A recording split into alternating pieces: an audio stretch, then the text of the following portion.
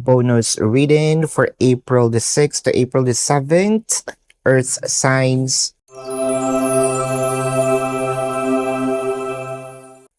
Your cards are the Tower, the Ace of Pentacles, and the Strength card.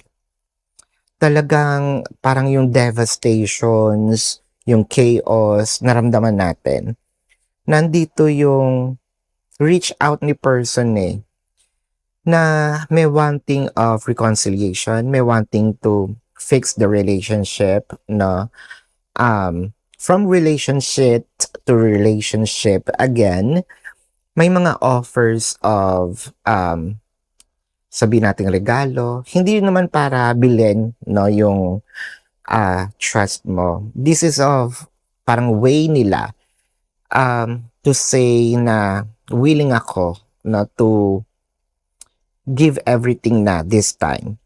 May mga pangako din si person dito na I'm going to be more serious.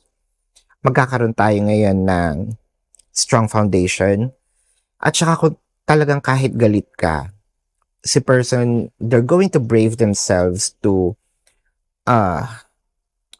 mag-move kahit siguro mapahiya siya, no? So this is your bonus reading for April the 6th to April the 7th. My name is Daphne, but spirit calls me bye-bye love.